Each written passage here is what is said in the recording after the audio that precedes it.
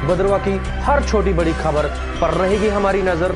बने रहिए daily news India के साथ। और सभी आवाम के सपोर्ट के साथ, मीडिया के सपोर्ट के साथ, इलेक्टेड रिप्रेजेंटेटिव, डिफरेंट NGOs भी सामने आई हैं, तो सभी का अपना अपना योगदान पूरे तरीके से वो दे रहे हैं।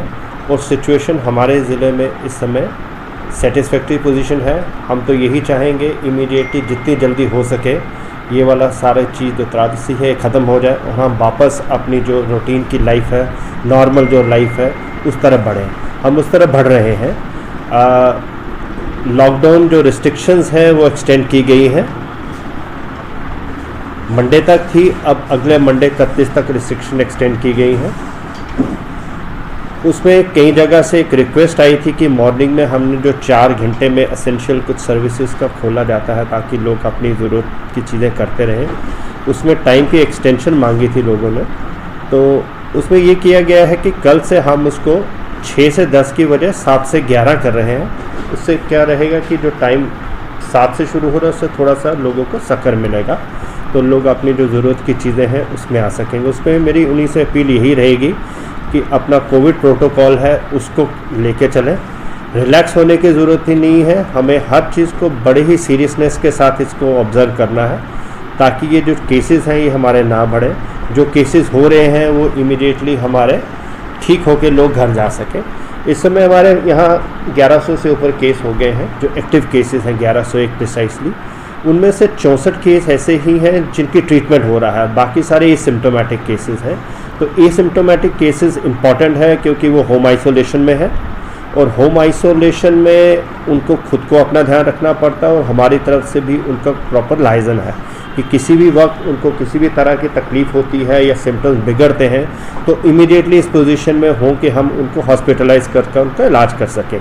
तो गवर्नमेंट ने एक इंस्ट्रक्शन पीछे इशू की है, उस पर हमारी पूरी टीम काम कर रही है।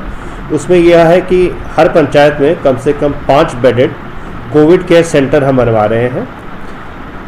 उसका पर्पज़ ये है कि कहीं होम आइसोलेशन की पूरी फैसिलिटीज़ अगर किसी के पास नहीं है तो ज़्यादा डिसिप्लिन तरीके से, ज़्यादा साफ तरीके से, ज़्यादा आइसोलेटेड पोजीशन में हम उनको उन सेंटर में रख सकें ताकि वो सुपरविजन में रहे और जल्दी ही सेहतयाब होकर वो वापस अपने घरों में चले जाएँ।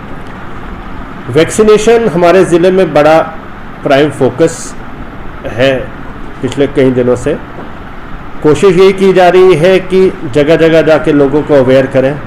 बड़ा इम्पॉर्टेंट है सभी लोग सामने आके खुद को वैक्सीनेट करें। वैक्सीन की कोई कमी नहीं है, हमारे पास टीमें मौजूद हैं। हम अपने हॉस्पिटल या सब सेंटर्स के अंदर या PHC के अंदर भी नहीं मौजूद हैं। जहाँ जहाँ जिस गांव से, जिस पंचायत से अगर लोग रिप्रेजेंट करते हैं कि हमारे यहाँ पे आप आइए, तो वहाँ भी आने को तैयार हैं। तो आप लोगों से सभी से मेरी अपील है, जनरल पब्लिक से अपील है कि हमारे यहाँ पे कॉन्टैक्ट नंबर्स हैं, कोविड के सेल्स हैं, कंट्रोल्स बने हुए हैं, वहाँ पे आप इन्फॉर्म कर दीजिए कि हमारा दूर दराज का एरिया है, इस एरिया में हमें थोड़ा दूर जाना पड़ता है, तो आके हमारे पास कैंप कर लीजिए। बाकी हमारा नेटवर्क BMO से हम रोज़ रिव्यू करते हैं, ब्लॉक डेवलपमेंट ऑफिसर से रिव्यू होता है, तहसीलदार से रिव्यू होता है कि अपने अपने एरिया को संभालें। जहाँ जहाँ वैक्सीन की इमीडिएटली ज़रूरत है वहाँ पे हम कैंप लगाएंगे। तो मेरी यही उम्मीद रहेगी कि वैक्सीन के लिए लोग फॉरवर्ड आगे आगे आएंगे। इवन रिलीजियस लीडर्स का काफ़ी अच्छा रोल रहा है, उन्होंने काफ़ी मैसेजेस मस्जिद के ज़रिए, जनरल पब्लिक बाइट्स के ज़रिए लोगों को जो मोटिवेट करने को कहा है, उनको रिक्वेस्ट की है कि वो आगे आए।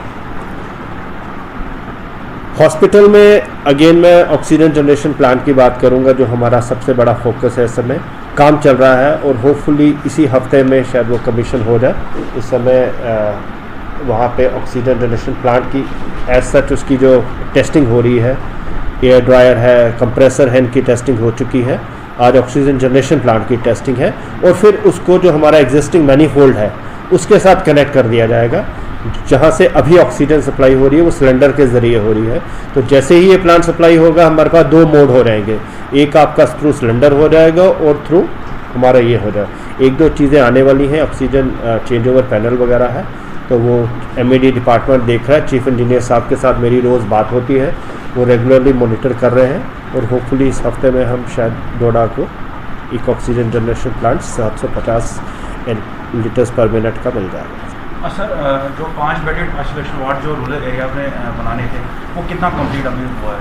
उसमें आइडेंटिफाई हर जगह कर लिए गए हैं और मोबिलाइजेशन बेड्स हमारे पास अरेंज कर चुके हैं हम, और बेड्स की मोबिलाइजेशन शुरू हो चुकी है।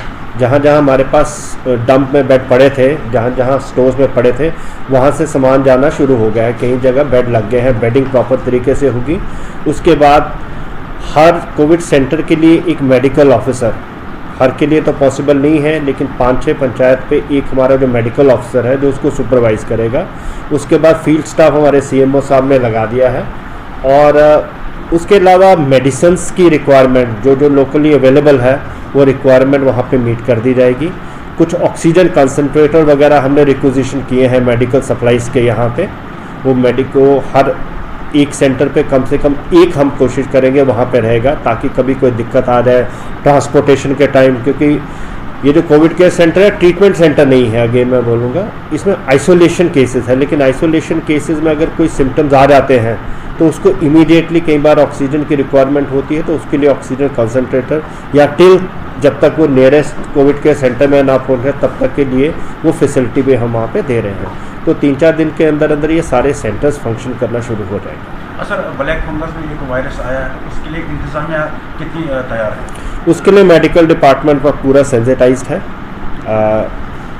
वो पूरे तरीके से सभी BMO, सभी मेडिकल ऑफिसर्स उसको वॉच रख रहे हैं। लोगों के बीच में भी इंफॉर्मेशन हर एक चैनल से आ रही है कि किस तरह के सिम्टम्स हैं, क्या क्या एहतियात बरतनी चाहिए।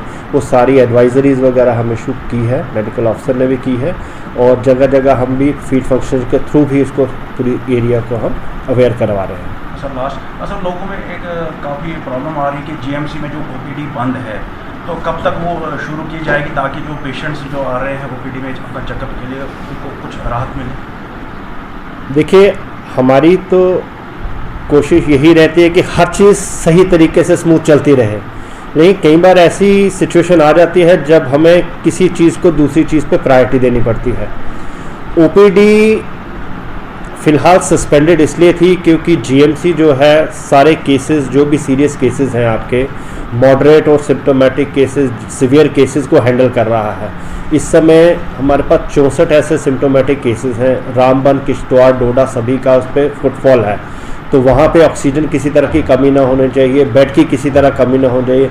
सारा डॉक्टर जो मेडिकल स्टाफ है वो उस पर लगा रहे, इसलिए वो सस्पेंड किया गया था। लेकिन इसके साथ साथ यहाँ बड़ा अच्छा एक सिस्टम क्रिएट किया गया है, टेली कंसल्टेशंस। उसके लिए फ़ोन नंबर्स मेडिकल ऑफिसर के सारे सोशल मीडिया में चले गए हैं, और रोज़ शाम को मुझे रिपोर्ट आती है कि कितने लोगों ने उनको कंसल्ट किया। वो डॉक्टर्स अवेलेबल रहते हैं, कहीं से भी कोई ऐसी चीज़ नहीं मिली है जहाँ पे किसी ने फ़ोन किया हो उन्होंने रिस्पॉन्ड नहीं किया हो, तो वो उसका अल्टरनेटिव दिया है। जैसे ही कोई पोजीशन ठीक थोड़ी सी और सुधरती है तो वो वापस रिज्यूम कर दी जाएगी।